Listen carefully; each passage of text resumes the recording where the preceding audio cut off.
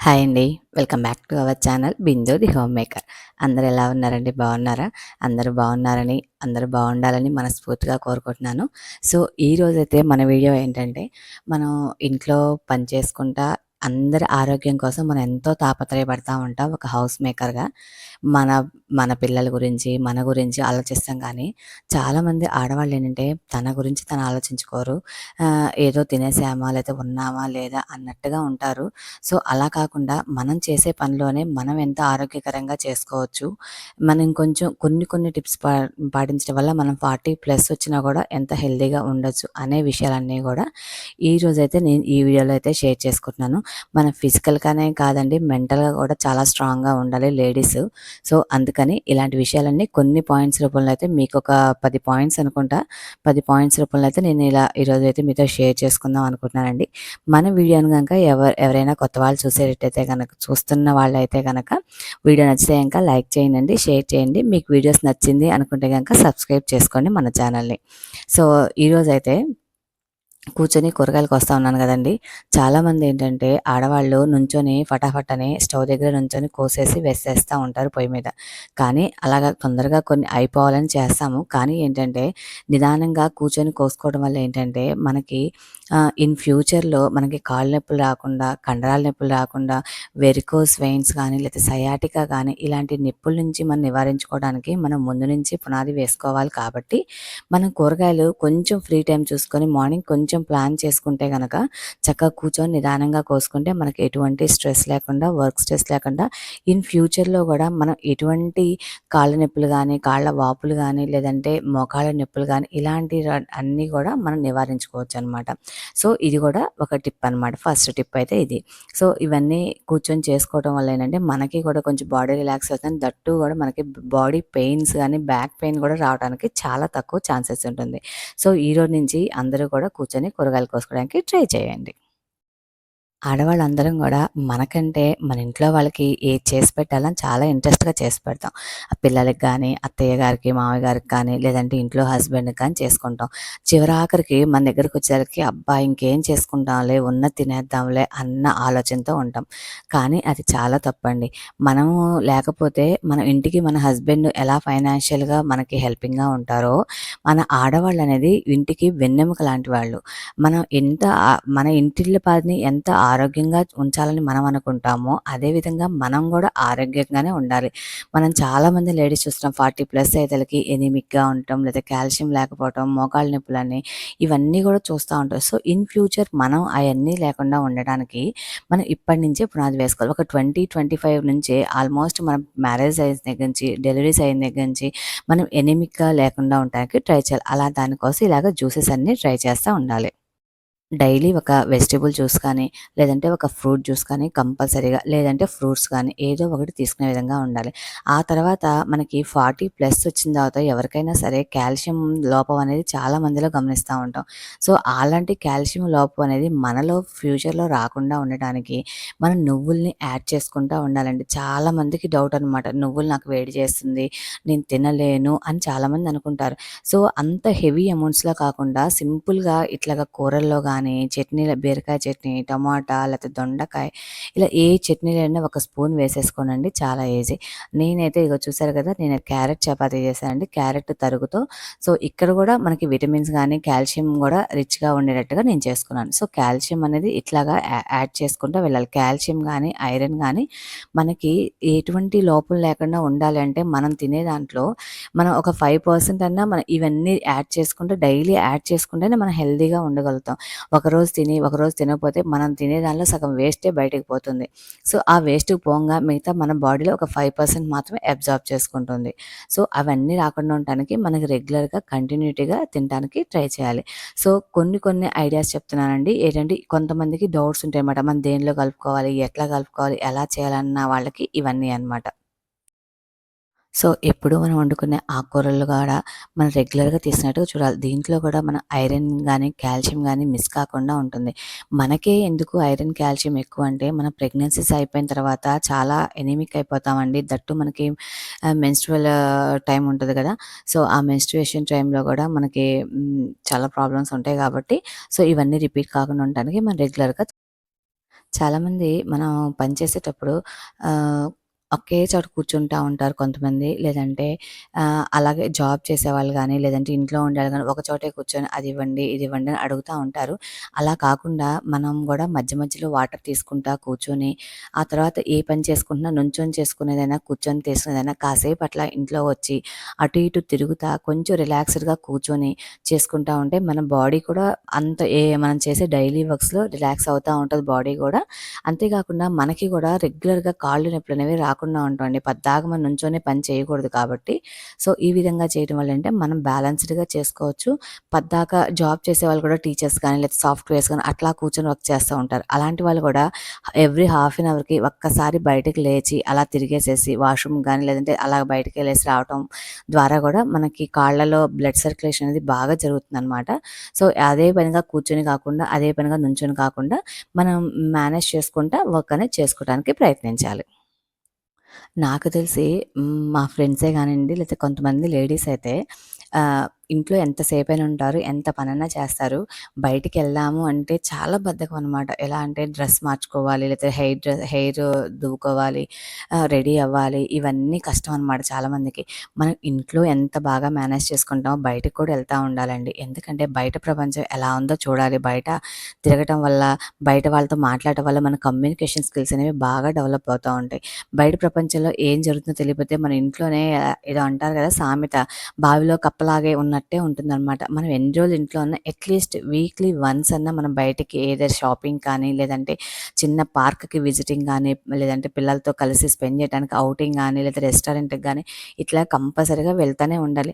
చాలామంది ఇంటికి తెచ్చేసేయి మేము తినేస్తాము, ఇంట్లో మేము ఉంటాం, మీరెళ్ళేసి రండి, నేను ఇంట్లో పని చేసుకుంటాను అంటా ఉంటారు. నాకైతే ఛాన్స్ వస్తే మాత్రం ఎప్పుడు బయటికెళ్దామా అని ఉంటాను నేనైతే యాక్చువల్‌గా. సో, అలాగా కూడా అలవాటు చేసుకోవాలి. ఇంట్లో ఎన్ని వర్క్స్ చేసినా కూడా బయటకు కూడా వెళ్ళటానికి ఇష్టపడాలి. రెగ్యులర్‌గా కాపోయినా కొన్ని కొన్ని వర్క్స్ అన్నా కంప్లీట్ చేసుకోవడానికి మన పని కాపోయినా మన ఫ్యామిలీతో స్పెండ్ చేయడానికైనా అట్లాగా వీక్లీ వన్స్ కానీ, మంత్లీ ట్వైస్ కానీ అట్లాగా మనం ప్లాన్ చేసుకోవాలి. ఎందుకంటే బయట కూడా బయట ప్రపంచం ఏం జరుగుతుంది, ఎట్లా ఉన్నది అనే అవగాహన కూడా మనకొస్తదండి. అసలు ఇంకోటి మన ప్రెజెంట్ ట్రెండింగ్ ఏంటది, అందరూ ఎలాగా డ్రెస్సింగ్ చేసుకుంటున్నారు, ఇలాంటివన్నీ కూడా మనం బయటికెళ్తేనే తెలుస్తుంది. మన టీవీలో ఎన్ని చూసినా కూడా బయట వేరేలా ఉంటుంది, టీవీ ప్రపంచం వేరేలాగా ఉంటుంది. సో, అవి కూడా తెలుసుకోవడానికి ఒక్కసారి బయటికి కూడా వెళ్ళటానికి ప్రయత్నం చేయాలి. అసలు ఆర్గనైజర్స్ కానీ బయటకెళ్తే ఎన్ని రకాల ఐటెమ్స్ ఇన్నున్నయ్యా అనేటట్టుగా ఉంటాయండి. అసలు నాకైతే కొన్ని చూస్తుంటే చాలా ముద్దుగా అనిపిస్తాయి. చేతిలో డబ్బులుంటే అన్నీ కొనేసుకొని ఇంట్లో పెట్టుకోవాలనిపిస్తా ఉంటదనమాట. సో, నా ఫేవరెట్ గ్లాసెస్, జార్స్ అన్నీ ఈ షాప్ నుంచి తీసుకెళ్తా ఉంటాను నేనైతే ఎక్కువగా. వెళ్ళినప్పుడల్లా ఒక 2, 3 అలా యాడ్ చేసుకుంటా ఉంటా. ఎందుకంటే ఒక్కసారే ప్లాన్ చేసుకోలేము కాబట్టి. సో, నాకు ఫేవరెట్ కప్స్ గూడా అనమాట. చాలా ఇష్టం కప్స్ అంటే. కానీ అన్నీ కొననండి. చూసి మాత్రం కొనుక్కుంటా ఉంటాను. ఇంక తర్వాతొచ్చేసరికి మనం ఎన్ని పనులు చేసుకున్నా కొంత ఎక్సర్సైజ్ అనేది మన బాడీకనేది చాలా అవసరం. ఈ ఎక్సర్సైజ్ అనేది మనల్ని 50స్‌లో గూడా 20స్ లాగా మార్చడానికి చాలా సహకరిస్తుందనమాట. అంటే మనం అంత యంగ్‌గా, ఎనర్జిటిక్‌గా ఉంటాం. మనం ఎప్పుడైతే యంగ్‌గా ఉంటామో అప్పుడు మనం చాలా కాన్ఫిడెంట్‌గా గూడా ఉంటామనమాట. సో, అందుకని కంపల్సరీగా డైలీ ఒక హాఫ్ అన్ అవర్ అన్నా వాకింగ్ చేస్తే బావుంటది. వాకింగే అనే కాదండి, కొంచెం ఎక్సర్సైజెస్ ఏదైనా సరే చేసుకుంటే బావుంటుందనమాట. కూర్చొని చేతులు కదిలించుకోవడం, టీవీ చూస్తూ కళ్ళుకి ఎక్సర్సైజ్ గానీ, కాళ్ళకి ఎక్సర్సైజ్ గానీ, మన రకరకాల ఎక్సర్సైజ్ కొన్ని తిన్న తర్వాత కూడా చేసే ఎక్సర్సైజ్‌లుంటాయండి. కాళ్ళు ఊపడం, చేతులు ఊపటం, పడుకున్నప్పుడు కాళ్ళు ముందుకు వంచటం, ఇలాంటివన్నీ గూడా మనం ఎక్సర్సైజ్‌లు చేసుకుంటా ఉండొచ్చు రెగ్యులర్‌గా గూడా. వాకింగ్ కొంతమంది యోగా చేస్తారు, కొంతమంది జిమ్‌కెళ్తారు. ఎవరి ఫ్లెక్సిబిలిటీని బట్టి వాళ్ళు ఎవ్రీ డే ఒక 1 అవర్ టు 1 అవర్ అన్నా ప్లాన్ చేసుకుంటే బావుంటది. అట్‌లీస్ట్ 1 అవర్ కుదరని ఒక హాఫ్ ఎన్ అవర్ అలా ప్లాన్ చేసుకుంటే చాలా అంటే చాలా బావుంటుంది. సో, మన బాడీకి ఎక్సర్సైజ్ ఎంత బావుంటది అనుకుంటామో, అదే విధంగా పిల్లలతో ఆడుకున్నా గూడా అంతే ఎనర్జిటిక్‌గా చాలా బావుంటుంది. మనసుకి ఉల్లాసంగా ఉంటుంది. నాకైతే చాలా ఇష్టం అనమాట. పిల్లలతో ఆడుకోవడం అంటే మా పిల్లలతో కాదు, ఎవరి పిల్లలతోనే ఆడుకుంటా ఉంటాను. ఇంకా ఇప్పుడు కొంచెం టైం షెడ్యూలు ఈ వీడియోస్ తీయటం వల్ల చాలా తక్కువ చూపిస్తున్నానండి నేను మీకు. కానీ చిన్న పిల్లలతో ఆడుకోవటం, లేదంటే షటిలు, వాలీబాలు, క్రికెట్టు ఇలాగ నాకు రానియైనా సరే మా పిల్లలు నేర్పిస్తారనమాట. నాకు రాదు అన్నా సరే మా వాళ్ళైతే ఒప్పుకోరు. సో వాళ్ళకున్న టైంలో మా బాబుకి కూడా ఎవరు ఫ్రెండ్స్ లేరనమాట ఇక్కడైతే. సో అందుకని నేనే వాడి ఫ్రెండ్ అన్నట్టుగా ఇద్దరం కలిసి ఆడుకుంటా ఉంటాము. అట్లీస్ట్ ఒక 10-15 మినిట్స్ అన్నా వాళ్ళతో ఆడుకుంటాను. ఈవినింగ్ కూడా మేము ఇంతకుముందు వీడియోలో కూడా చెప్పామన్నమాట. యూనో కానీ లేకపోతే క్యారమ్ బోర్డ్ కానీ ఇట్లా ఆడుకుంటా ఉంటాను అనమాట. పిల్లలతో ఆడుకోవటం, వాళ్ళని ఏడిపించడం అన్నా కూడా నాకు చాలా సరదా అనమాట.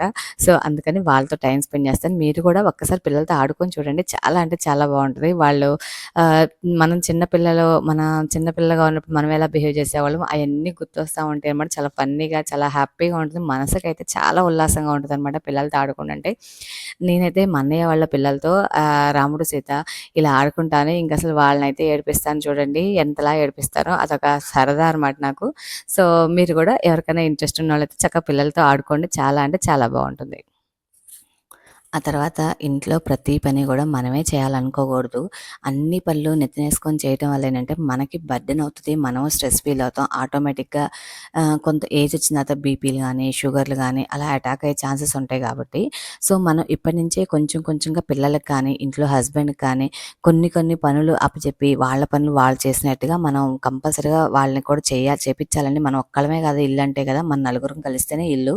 సో అలా కాబట్టి కొన్ని పనులైతే మా పిల్లలైతే చేసేస్తారండి. ప్లేటు తీసి తిన్న ప్లేట్ షింక్‌లో వేస్తారు. బుక్స్ సర్దేసుకుంటారు. వాళ్ళు వాటర్ బాటిల్స్ వాళ్ళు నీళ్ళు వాటర్ బాటిల్ వాళ్ళు నీళ్ళు పోసుకుంటారు.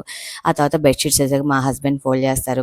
ఆయన తాగిన టీ కప్పులు అవన్నీ కూడా ఆయన బయట పడేస్తారు. ఈడ్చిన బట్టలు తీసుకొచ్చి దాంట్లో డస్ట్‌బిన్‌లో వేసేస్తారు. సో ఇలాగ కొన్ని కొన్ని పనులైతే వాళ్ళ చేత చేపిస్తా అనమాట. కొన్నైతే నేను చేసుకుంటా. వాళ్ళు చేయలేని పనులు నేనే చేసుకుంటానండి కంపల్సరీగా.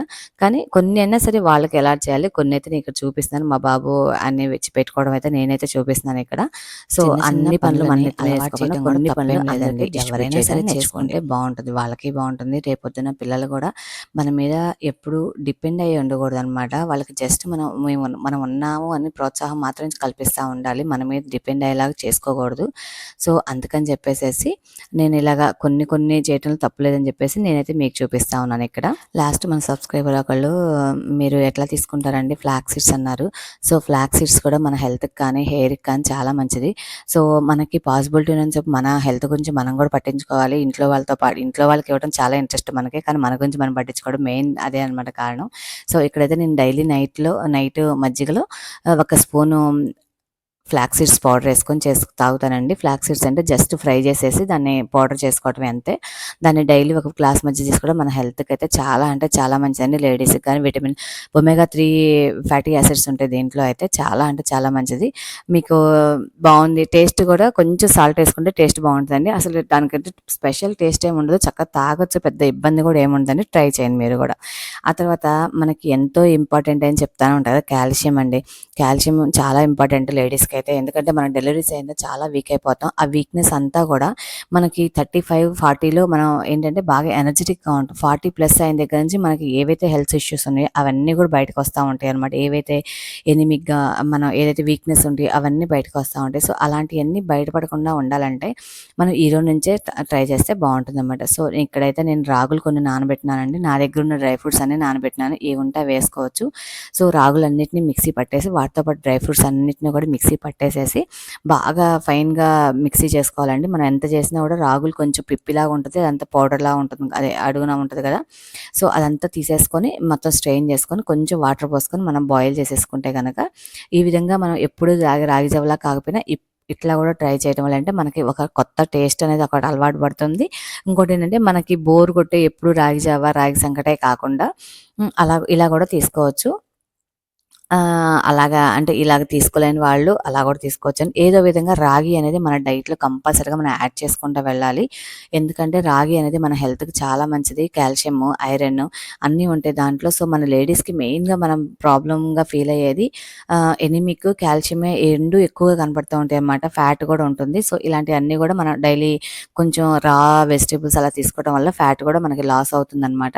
సో నేనైతే ఇట్లా రాగి పాలు చేసుకొని ఇట్లా డ్రై ఫ్రూట్స్ అన్నీ మిక్స్ చేసుకొని వాటిని కలుపుకొని ఇలా కొంచెం బాయిల్ చేయాలండి. దగ్గరుండేసి కొంచెం ఆ పాలన్నిటిని కూడా లైట్‌గా స్పూన్‌తో తిప్పుతానే ఉండాలి. లేదంటే ఎమ్మటే గడ్డ కట్టేసి దాంట్లో మనం డ్రై ఫ్రూట్స్ ఏసుకున్నాం కాబట్టి గడ్డ కట్టే ఛాన్స్ ఉంది. సో, అందుకని చెప్పేసి మెల్లగా మనం స్లోగా ఒక్క పొంగొస్తే చాలనమాట. ఇట్లా కొంచెం థిక్‌నెస్ అయిన తర్వాత దాంట్లో కొంచెం మన స్వీట్‌నెస్ కొంచెం హనీ గానీ, బెల్లం గానీ ఏదైనా వేసుకొని మనం స్వీట్ తీసుకోవచ్చు. డైలీ తీసుకున్న మంచిదే. లేదంటే డే బై డే గానీ 2, 3 డేస్ కోసం వీక్లీ 4 టైమ్స్ అలా ప్లాన్ చేసుకున్నా కూడా మనకి కాల్షియం అనేది కాల్షియం గానీ ఎనిమిక్‌గా గానీ అవ్వకుండా ఉండటానికి ఛాన్స్ ఉంటుంది. సో, నేనైతే ఇక్కడ హనీ యాడ్ చేసుకొని తీసుకుంటున్నాను అండి. హనీ లేని వాళ్ళు షుగర్ కాకుండా ఏదైనా యాడ్ చేసుకోండి. షుగరు, సాల్ట్ ఎక్కువ తినకూడదు కాబట్టి మనం. సో, అలాగే తాగగలము అనుకుంటే గనుక ఒట్టిదైనా తాగొచ్చు. ఆల్రెడీ మనం డ్రై ఫ్రూట్స్ ఏసాం కాబట్టి అది కూడా చాలా మంచిది. సో, మనం చేసే ఇంకొక మిస్టేక్ ఏంటంటే యాక్చువల్‌గా మనం గానీ, మన అమ్మ వాళ్ళు గానీ అందరం ఏం చేస్తామంటే టయానికి తినమండి మెయిన్. ఓకే. మార్నింగ్ పూజ అయిపోయిందా తిందాం అని చెప్పి 11కి టిఫిన్ చేస్తాం. ఓకే. హస్బెండ్ రావాలని చెప్పి 2:30, 3 దాకా భోజనం చేయం. నైటు ఇంట్లో పిల్లలు గానీ, ఇంట్లో పనంతా అయిపోయిన తినాలని చెప్పేసేసి మనం నైట్ 9:30, 10, 11:30 కూడా అయ్యే రోజులు కూడా నాకున్నాయండి ఒకప్పుడైతే. ఇప్పుడైతే అన్నీ మారిపోయినాయనమాట. చాలా వరకి అన్నీ మార్చేశా నేను. సో, ఏదంటే మార్పు అనేది మన నుంచి కూడా రావాలి. అది ఫస్ట్‌లో నేనెలా అంటే మన ఇంట్లో రారులే అనుకునేదాన్ని. కానీ ఇలా కాదులే అని చెప్పేసి నేను ఫస్ట్ తినటం స్టార్ట్ చేసేసాను అనమాట. నేను, నా పిల్లలు తినేస్తాము. మా హస్బెండ్ ఎప్పుడొస్తే గనక అప్పుడు పెట్టేస్తాననమాట. ఆయన డ్యూటీ టైమింగ్స్ ఒకలా ఉండవు కాబట్టి. సో, నేనైతే టైంకి ఆల్మోస్ట్ డైలీ టైంకే తినేస్తానండి. సో, మీరే కూడా టయానికి తింటే అలవాటు చేసుకోండి. ముందు పని కాదు, మన ఆరోగ్యం కూడా మనకు ముఖ్యం. పని ఎంత ముఖ్యం, మన ఆరోగ్యం కూడా అంతే ముఖ్యం కాబట్టి సో, ముందు తినటానికి కూడా మనం ప్రిఫరెన్స్ ఇవ్వాలి. తిన్న తర్వాత మిగతా పనులన్నీ చేసేసుకోవచ్చు. సో, ఇవన్నీ చేసుకుంటా కూడా మనకి కొన్ని అయ్యో! టైం అడ్జస్ట్ కావట్లేదే అనుకోవడానికి కారణం ఏంటంటే మెయిన్ రీజన్ ప్లానింగ్. సో, ఆ ప్లానింగ్ అనేది లేకపోతే మనం కొన్ని పనులైతే అస్సలు చేయలేమండి. అది మాత్రం ష్యూర్. సో, మనం ఏవైతే చేయాలనుకుంటున్నామో, మన స్నాక్స్ ఏంటి, బ్రేక్‌ఫాస్ట్ ఏంటి, మన లంచ్ ఏంటి, డిన్నర్ ఏంటి, ఇవన్నీ ప్లాన్ చేసుకుంటా ఉన్నామంటే, మన పని అనేది చాలా అంటే చాలా సులువుగా ఉంటుంది. మన పిల్లలు వెళ్ళిపోయిన తర్వాత ఖాళీగా ఉన్నప్పుడు కొన్ని పనులు చేసేసుకొని పక్కన పెట్టేసుకుంటే, మన పని అనేది చాలా ఈజీ అయిపోతుందనమాట. సో, మనం లేవంగానే అన్ని పనులు నీట్‌గా చేసుకోవడానికి, ఇలాగ హెల్తీ స్నాక్స్ కానీ, హెల్తీగా తినటానికి కానీ, అన్నిటికీ ప్లాన్ చేసుకోవచ్చు. ఒక్క ప్లానింగ్ అనేది మనం ప్రాపర్‌గా చేసేస్తే గనక, రేపొద్దున గురించి, ఈ రోజు గురించి అన్నీ చేసుకుంటే మన డే అనేది చాలా కంప్లీట్‌గా, చాలా ఫుల్‌ఫిల్‌గా, చాలా ఎనర్జిటిక్‌గా, చాలా స్ట్రెంగ్తెన్‌గా మనం కంప్లీట్ చేసుకోవడానికి ఛాన్స్ ఉంటదనమాట. మీకైతే ఈ పాయింట్లు నచ్చినాయి అనుకుంటున్నానండి నేను చెప్పినయి అయితే గనక. సో, నచ్చితే గనక మీకు మీరు లైక్ చేయండండి. మర్చిపోవద్దు.